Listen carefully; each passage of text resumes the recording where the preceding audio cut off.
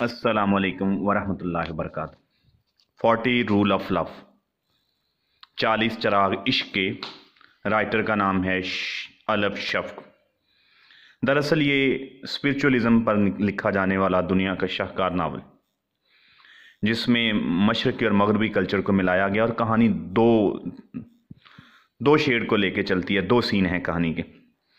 پہلا یہ ہے کہ مرکزی کردار ایلا ہے، اور جو اپنے گھر کے حالات سے بہت تنگ ہے، یا وہ بہت کچھ کرنے کے باوجود محبت کو ترسی ہوئی ہے اور اسے ایک صوفی سے محبت ہو جاتی ہے۔ ایک طرف یہ چل رہا ہے، اور دوسری طرف مولانا جلال الدین رومی اور شمس تبریز کی کہانی چل رہی ہے کہ کیسے مولانا جلال الدین رومی ایک اسکالر سے صوفی بنے، شاعر بنے اور اتنا بڑا نام کمایا، اور کس طرح سے شمس تبریز کو اس سے حسد کرنے والوں نے مارا۔ کہانی کا تیسرا پارٹ ہے ایلا کی کہانی تھی، جو نارہمپٹن 19 مئی 2008 پارٹ 2 جہاں سے ختم ہوا ہے وہاں سے شروع کریں۔ ایلا نے اس پیج کا جائزہ لیا، ہر پوسٹ کارڈ پر کلک کر کے اسے بڑا کر کے دیکھا، عزیز کے کیے گئے ہر تبصرے کو پڑھا۔ پیج کے نچلے حصے پر ایک ای میل ایڈریس درج تھا جو اس نے نوٹ کر لیا۔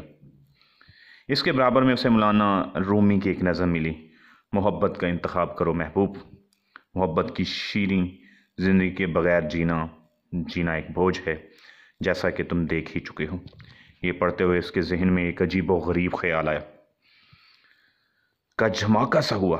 لمحے بھر کو اسے محسوس ہوا جیسے وہ اپنے ذاتی بلاگ پر اظہار نے جو کچھ لکھا یا شامل کیا ہوا ہے، تصویریں، تبصرے، اقتباس اور نظمیں، وہ صرف اس کی نگاہوں کے لیے لکھے گئے ہیں۔ وہ ایک عجیب اور قدرے نخوت بھرا خیال تھا، مگر ایسا خیال جو اس کے لیے معنی رکھتا تھا۔ اس سپہر ایلا کھڑکی کے پاس بیٹھ گئی۔ اسے ذرا تھکن محسوس ہو رہی تھی۔ تیز دھوپ کی طرف اس کی پشت تھی، اور کچن میں فضا پر براؤنیز کی مہک سے بوجھل تھا جو تیار کر رہی تھی۔ اس نے اپنے سامنے سیڈ بلاسمی کھو رکھی تھی، لیکن اس کے دماغ پر خیالوں کا اس قدر غلبہ تھا کہ وہ مسودے پر توجہ مرکوز نہ کر پا رہی تھی۔ اسے خیال آیا کہ اسے بھی اپنے بنیادی اصول لکھنے چاہئیں۔ وہ انہیں انتہائی لگی بندی زندگی والی فطری گھریلو خاتون کے 40 اصولوں کا نام دے سکتی تھی۔ اصول نمبر 1، وہ زیر لب بولی: محبت کی تلاش چھوڑ دو، ناممکن خوابوں کے پیچھے بھاگنا چھوڑ دو۔ ایک شادی شدہ عورت جو 40 برس کی ہونے کو ہے، اس کی پاس زندگی میں کرنے کو یقیناً زیادہ اہم کام ہے، لیکن اس کے اپنے ہی اس لطیفے نے ایلا کو ہلکا سا بے آرام کر دیا تھا۔ اسے زیادہ بڑی فکروں کی یاد دلائی۔ خود کو روکنے میں ناکام ہو کر اس نے اپنی بڑی بیٹی کو فون کیا۔ آنسرنگ مشین پر اس کے لیے پیغام چھوڑا: جینٹ ڈیئر، میں جانتی ہوں کہ یہ میری غلطی تھی۔ میں نے اس کارڈ کو فون کیا، لیکن میری نیت بری نہ تھی۔ میں صرف یہ چاہتی تھی کہ پچھتاتے ہوئے کہ یہ پیغام سے پہلے میں نے سوچ کر تیار نہیں کیا تھا۔ وہ رک گئی۔ پس منظر میں وہ پیغام ریکارڈ کرتی مشین کی ہلکی سی سرسراہٹ سن سکتی تھی۔ اسے یہ سوچ کر گھبراہٹ ہوئی کہ ٹیپ چل رہی ہے اور وقت کم ہوتا جا رہا تھا۔ جین، جو کچھ میں نے کیا ہے مجھے اس پر افسوس ہے۔ میں جانتی ہوں کہ مجھے اس قدر نعمتیں ملی ہیں کہ مجھے شکایت نہیں کرنی چاہیے، لیکن بات بس یہ ہے کہ میں بے حد ناخوش ہوں۔ کلک۔ آنسرنگ مشین رک گئی۔ ایک صدمے کے عالم میں ایلا کا دل یکدم سکڑ گیا۔ جو کچھ اس نے ابھی کہا تھا، اس پر کیا خیال غالب آیا؟ وہ نہیں جانتی تھی کہ وہ ناخوش تھی۔ کیا یہ ممکن تھا کہ وہ افسردہ ہوتی، خود اسے خبر نہ ہوتی؟ عجیب بات تھی کہ اسے اپنی ناخوشی کے اعتراف پر ناخوشی نہ ہوئی۔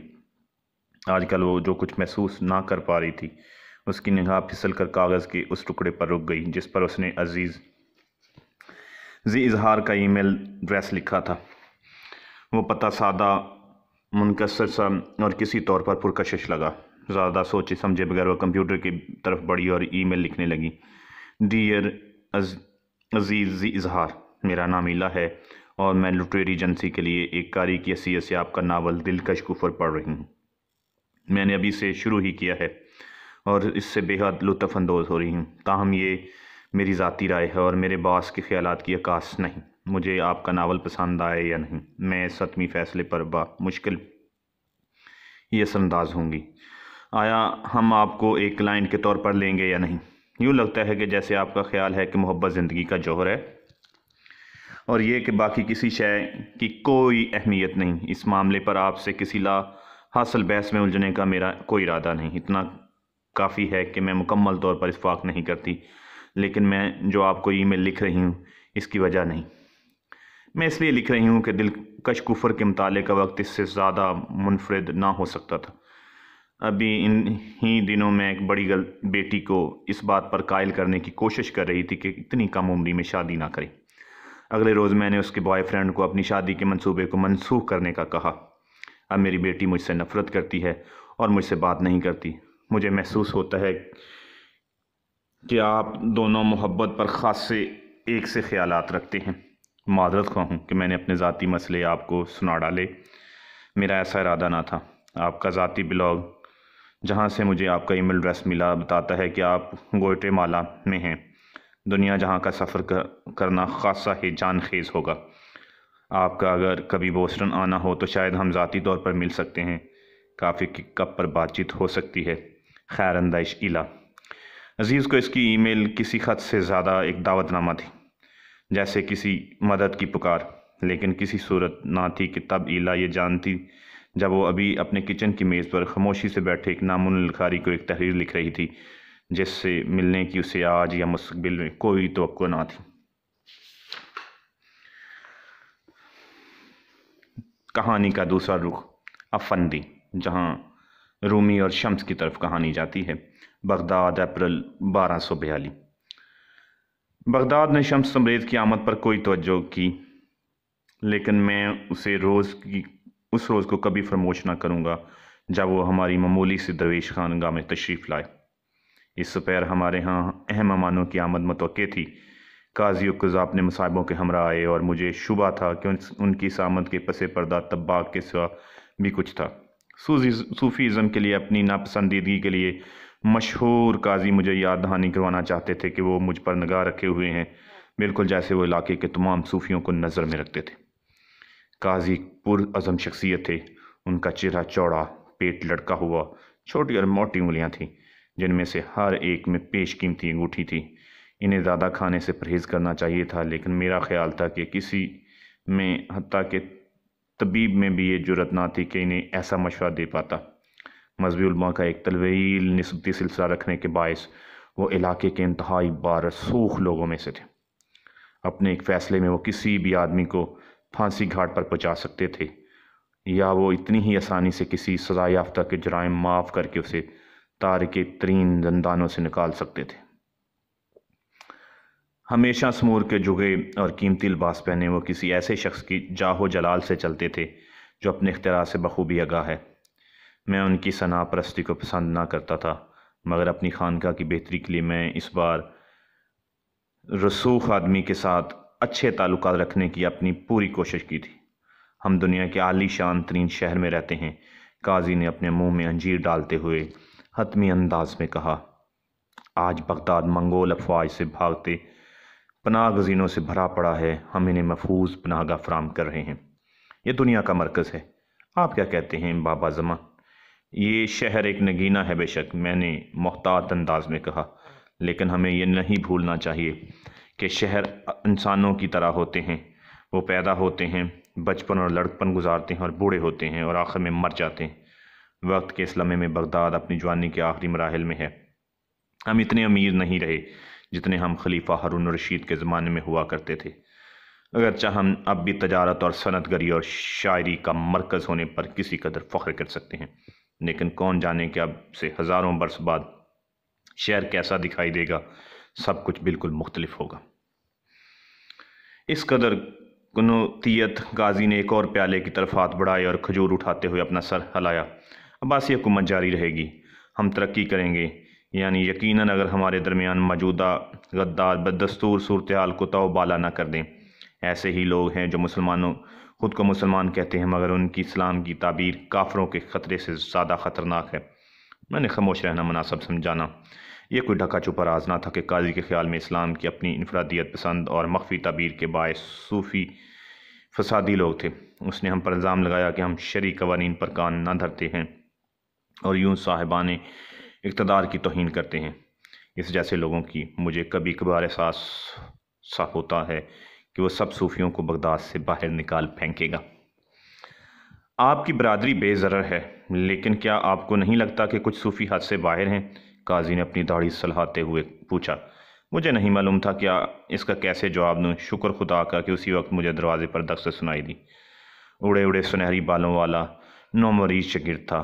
سیدھا میری طرف آیا اور میرے کان میں سرگوشی کی کہ کوئی مہمان آیا ہے، ایک سرگرداں درویش جو مجھ سے ملنے پر مصر تھا۔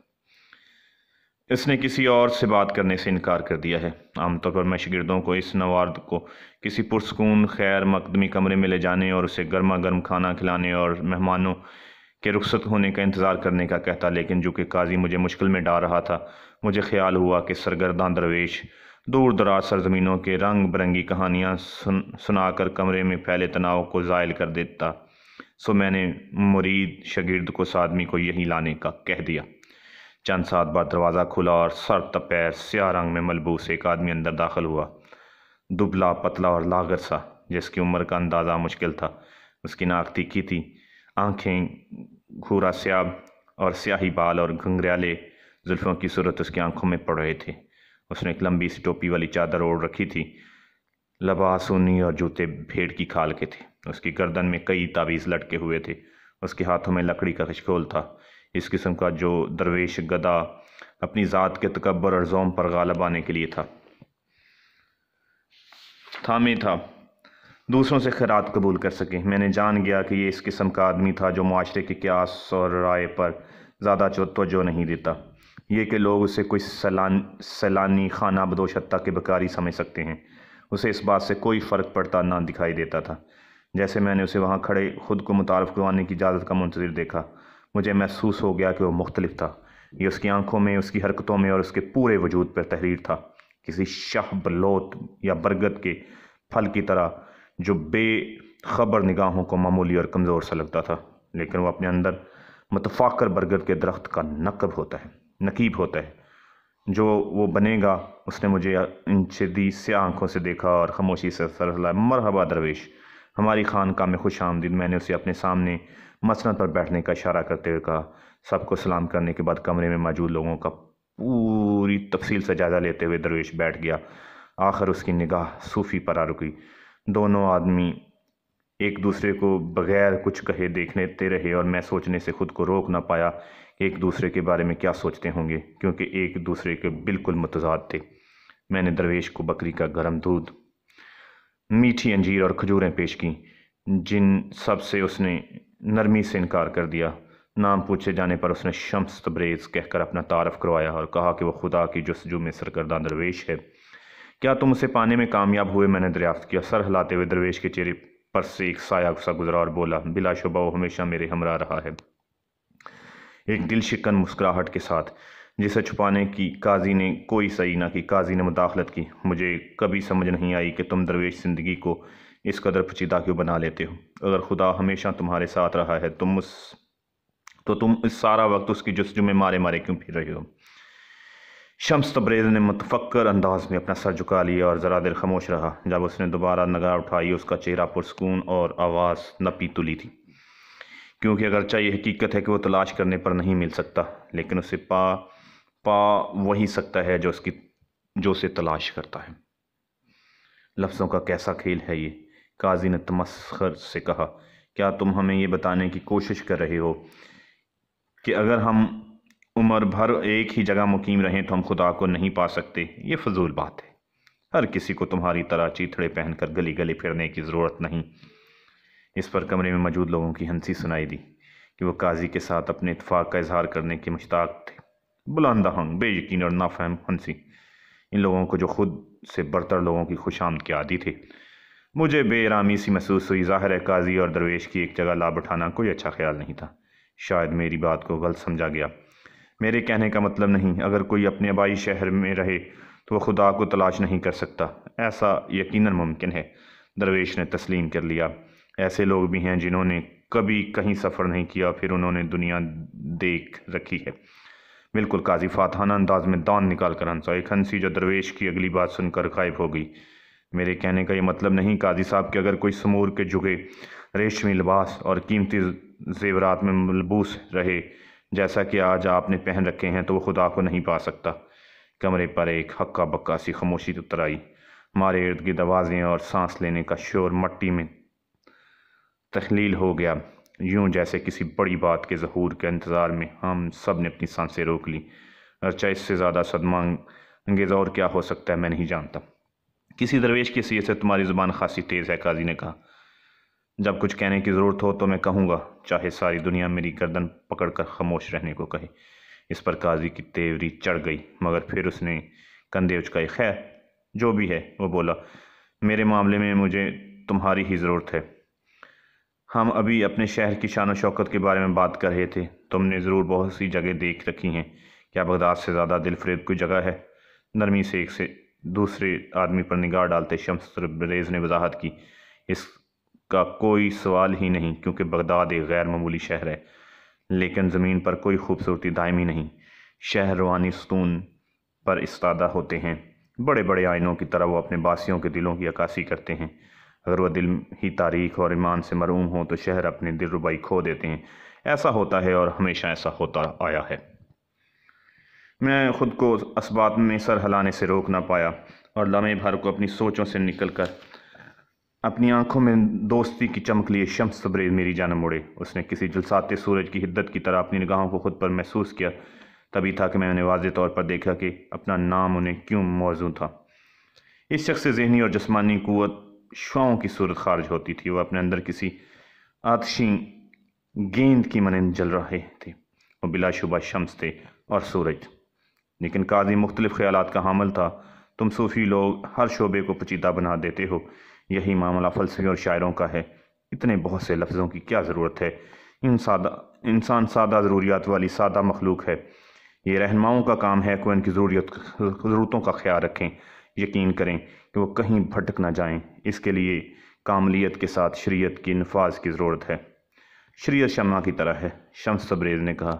ये हमें काबिल कदर रोशनी मुहैया करती है, लेकिन आइए ये मत फरामोश कर दें कि शम्मा हमेशा तारीकी में एक जगह से दूसरी जगह जाने में मदद देती है। अगर हम ये भूल जाएं हमें जाना कहाँ है, अपनी मंजिल की तवज्जो बजाय शम्मा पर मरकूज़ कर लें तो क्या फ़ायदा? कादी साहब का मुंह बिगड़ गया। मुझे खुद में इसराब की लहर दौड़ती महसूस हुई। शरीयत की अहमियत पर एक ऐसे शख्स से बहस करना जिसकी ज़िम्मेदारी काजी के तौर पर अक्सर लोगों को शरीयत के मुताबिक सज़ा देने की थी, ख़तरनाक पानियों में तैरने के मुतरादिफ है। क्या शम्स तबरेज़ ये जानते नहीं थे? जब मैं कोई मुनासिब उज़र सोच रहा था दरवेश को कमरे से बाहर ले जाऊं, मैंने उसे कहते सुना, एक असूल है जिसका इतलाक़ इस सूरत हाल में होता है। कैसा असूल? काजी ने शक भरे अंदाज में कहा। शम्स तबरेज़ सीधे हुए और उनकी निगाहों में यूं हवा में किसी नुक्ते पर जमी थी जैसे वो किसी गैर मरी किताब से पढ़ रहे हों। फिर उन्होंने बयान किया, कुरान पाक का हर कारी अपनी फ़हम की गहराई के मुताबिक उसे मुख्तलिफ सतह पर समझता है। बसीरत की 4 सतहें हैं। पहली सतह ज़ाहरी है, ज़ाहरी मानवी है और लोगों की अक्सरियत इसी पर मुतमिन है। इसके बाद बतन है, दाखिली सतह है, और तीसरी है बातनी सतह, और चौथी सतह इस कदर गहरी है कि लफ्ज़ों में बयान नहीं की जा सकती। इसी वजह से वो नाकाबिले बयान ही रहती है। चमकती आंखों के साथ शम्स ने बात जारी रखी। उलमा जो शरीयत पर तवज्जो मरकूज़ करते हैं, ज़ाहरी मानी जानते हैं, दाखिली मानी सूफ़ी जानते हैं, औलिया बातनी मानी से वाक़फ़ हैं, और जहाँ तक चौथी सतह है उससे सिर्फ पैगम्बर और खुदा के मुक़र्रबीन आगाह हैं। क्या तुम मुझे ये बता रहे हो कि एक आम सूफ़ी शरीयत के आलम से पढ़कर कुरान को समझ रखता है? काजी ने प्याले पर अपनी निगाहें उंगलियां बचाते हुए पूछा। दरवेश के लबों पर एक हल्की सी जहर मंद मुस्कुराहट नमूदार हुई, मगर उसने कोई जवाब न दिया। एहतियात करो मेरे दोस्त, काजी ने कहा। जहाँ तुम खड़े हो इसके और तौहीन मज़हब और कुफर के दरमियान एक बेहद बारीक लकीर है। अगर इन अल्फाज में कोई धमकी पोशीदा थी तो दरवेश ने बज़ाहिर इस पर तवज्जो ना दी। कुफर है क्या? उसने पूछा, और फिर फ़ौरन ही एक गहरी सांस भरकर मज़ीद कहा, मुझे एक किस्सा सुनाने की इजाज़त दी दी। और ये था जो उन्होंने हमें सुनाया। किसी रोज़ मूसा पहाड़ों में तन्हा घूम रहे थे, किन्हीं फासले पर एक चौराहा दिखाई दिया। वो शख्स घुटनों के बल बैठा था और उसके हाथ आसमान की तरफ खुले फैले हुए थे। मूसा चौराहे की दुआ सुनकर इस कदर शर्मिंदा रह गया। ओ मेरे महबूब खुदा, मैं तुझे इतना चाहता हूँ कि तू जान ही नहीं सकता। मैं तेरे लिए कुछ भी कर गुजरूँ, बस कहकर तू देख। चाहे तू मुझे मेरे गले में से सबसे मोटी ताज़ी भेड़ को अपने नाम पर कुर्बान करने का कहे, मैं बग़ैर हिचकिचाए कर गुजरूँगा। تو اسے بھون کر اس کی دم کی چربی اپنے چاولوں میں ڈالے تو اور زیادہ مزیدار ہوگی۔ موسیٰ توجہ سے سنتے ہوئے آہستہ آہستہ اس کی جانب بڑھے۔ اس کے بعد میں تیرے پیر دھوؤں گا، تیرے کان صاف کروں گا، تیرے بالوں سے جوئیں نکالوں گا۔ میں تجھ سے اتنی محبت کرتا ہوں۔ اتنا سننا تھا کہ موسیٰ چلاتے ہوئے چراہے کی بات کاٹ دی۔ رک جاؤ جاہل آدمی، کیا تم کیا سمجھتے ہو تمہارا خدا ہے؟ خدا چاول کھاتا ہے؟ کیا تمہارا خدا خیال ہے کہ خدا کے پیر ہیں جنہیں تم دھو گے؟ یہ دعا نہیں ہے، یہ صریحاً کفر ہے۔ بدحواس اور شرمندہ چراہے نے بار بار معذرت کی اور مہذب لوگوں کی طرح دعا مانگنے کا وعدہ کیا۔ اس دوپہر موسیٰ نے اسے کئی دعائیں سکھائیں۔ پھر اپنے آپ سے بے حد خوش انہوں نے اپنا رسہ لیا، لیکن اس رات موسیٰ کو ایک ندائے غیب سنائی دی اور خدا ان سے ہم کلام ہوا۔ اے موسیٰ، تم نے یہ کیا کیا؟ تم نے بیچارے چراہے کو ڈانٹ دیا اور یہ جانتے ناکام رہا کہ وہ مجھے کس قدر پیار کرتا تھا۔ ہو سکتا ہے وہ صحیح باتیں صحیح طریقے سے نہ کر رہا ہو، مگر وہ مخلص تھا، اس کا دل خالص تھا، نیت اچھی تھی، میں اسے اس سے راضی تھا۔ اس کے الفاظ تمہارے کانوں کے لیے کفر ہو سکتے ہیں، مگر میرے نزدیک وہ دلکش کفر تھے۔ موسیٰ کو فوراً اپنی غلطی کا ادراک ہوا۔ اگلے روز صبح سویرے وہ چراہے سے ملنے دوبارہ پہاڑوں پر گیا۔ انہوں نے اسے ایک بار پھر محو دعا پایا، مگر اس بار وہ اس طریقے سے دعا کر رہا تھا جو اسے سکھایا گیا تھا۔ اپنی دعا ٹھیک سے کرنے کے عزم میں وہ ہکلا رہا تھا اور اپنی گزشتہ دعا کے خشوع سے اور محبت سے محروم تھا۔ موسیٰ نے جو کچھ اس کے ساتھ کیا تھا اس پر پچھتاتے ہوئے چراہے کی پشت پر تھپکی دی اور بولے، میرے دوست، میں غلطی پر تھا، برائے مہربانی مجھے معاف کر دو۔ اپنے انداز میں دعا کرتے رہو، وہ خدا کی نگاہ میں زیادہ قیمتی اور قابل قبول ہے۔ چراغا یہ سن کر حیران سے زیادہ پرسکون ہو گیا۔ اس کے باوجود پرانے طریقے سے دعا نہیں کرنا چاہتا تھا، نہ ہی اس نے ان رسمی دعاؤں کی تعمیل کی جو موسیٰ نے اسے سکھائی تھی۔ اس نے اب خدا سے رمز کنائے کا ایک نیا طریقہ ڈھونڈ لیا۔ اگرچہ وہ سادہ، لگن اور اخلاص پر مطمئن تھا اور شاداں تھا، مگر وہ اب اس مقام سے گزر چکا تھا، اپنے دل کش کفر سے آگے۔ آپ نے دیکھا، دوسرے لوگ خدا سے جس طرح رابطہ رکھتے ہیں، اس پر کوئی حتمی فیصلہ نہ سنائیں۔ شمس تبریز نے بات ختم کی۔ ہر کسی کا اپنا انداز ہے، اپنی دعا ہے۔ خدا ہمارے لفظوں پر ہماری گرفت نہیں کرتا، وہ ہمارے دلوں کی گہرائی میں جھانکتا ہے۔ رسوم اور آداب میں رسوم سے کوئی فرق نہیں پڑتا، فرق اس بات سے پڑتا ہے کہ ہمارے دل حسب مراد خالص ہیں یا نہیں۔ میں نے قاضی کے چہرے کا جائزہ لیا، میں نے اس کے مطلق اعتماد اور اطمینان کے نقاب تلے دیکھ سکتا تھا کہ وہ واضح طور پر برہم تھا، تاہم ساتھ ہی جیسا کہ وہ ایک تیز فہم عیار شخص تھا۔ وہ اس مشکل صورتحال کو بھانپ چکا تھا۔ اگر وہ اس شمس کی بات پر رد عمل دکھاتا تو اسے اگلا قدم اٹھا کر انہیں اور اس کی گستاخی پر سزا دینا پڑتی، جس صورت میں معاملہ گھمبیر ہو جاتا اور ہر کسی کے کانوں تک بات پہنچ جاتی کہ ایک سادہ درویش نے قاضی و قضاء کے مقابل آنے کی جرأت کی تھی۔ اس لیے اس کی بہتری یہی تھی کہ وہ یوں ظاہر کرتا جیسے پریشانی کی کوئی بات نہ تھی اور معاملے کو وہیں چھوڑ دیتا۔ باہر غروب ہوتے ہوئے سورج کے سامنے جو آسمان کو کرمزی رنگوں سے رنگ رہا تھا، گہرے سرمئی بادل چھا رہے تھے۔ ذرا دیر بعد قاضی یہ کہتے ہوئے اٹھ کھڑے ہوا کہ اسے کوئی ضروری کام نپٹانا ہے۔ مجھے دیکھ کر ذرا سا سر ہلاتے اور شمس تبریز کو سر نگاہوں سے گھورتے ہوئے باہر نکل گیا۔ اس کے مصاحبین نے خاموشی سے اس کی پیروی کی۔ مجھے اندیشہ ہے کہ قاضی آپ کو پسند نہیں آئے۔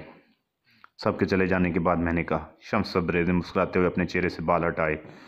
یہ کوئی ایسی بڑی بات نہیں، میں عادی ہوں، لوگ مجھے زیادہ پسند نہیں کرتے۔ میں خود کو جذباتی محسوس کرنے سے روک نہیں پایا۔ میں اتنے لمبے عرصے سے اس خانقاہ میں تھا کہ جانتا تھا کہ ایسے مہمان کم ہی آتے تھے۔ مجھے بتائیے درویش، میں نے کہا، آپ جیسے شخص کو کیا بات بغداد کھینچ لائی ہے؟ میں ان کا جواب سننے کا مشتاق تھا، مگر عجیب طور پر خائف بھی تھا۔ کہانی اپنا پھر رخ بدلتی ہے اور پھر ایلا کی طرف جاتی ہے۔ نارتھ ہیمپٹن، 20 مئی 2008۔ جس رات ایلا کا شوہر گھر نہ آیا، اس کے خواب میں بیلے رقاص اور درویش رقاصہ رہے۔ اس کا سر مسودے پر دھرا تھا جب اس نے سر راہ گزرتے ایک مسافر خانے میں خراب حال جنگجوؤں کو کھانا کھاتے دیکھا۔ اس کی پلیٹوں میں مزے دار کچوریاں اور شیریں طعام بھرے ہوئے تھے۔ پھر اس نے خود کو دیکھا، وہ کسی دوسرے ملک میں کسی قلعے کے بھرے پورے بازار میں کسی کو تلاش کر رہی تھی۔ اس کے ارد گرد لوگ یوں آہستگی سے حرکت کر رہے تھے جیسے وہ کسی ایسی دھن پر رقاصہ ہوں جسے وہ سن نہ سکتے تھے۔ اس نے لٹکی ہوئی مونچھوں والے ایک موٹے آدمی کو کچھ پوچھنے کے لیے روکا تھا، بس اسے وہ سوال یاد نہیں رہا۔ اس آدمی خالی نگاہوں سے اسے دیکھا اور لنگڑا کر چلتے آگے بڑھ گیا۔ اس نے کئی پھیرے لیے۔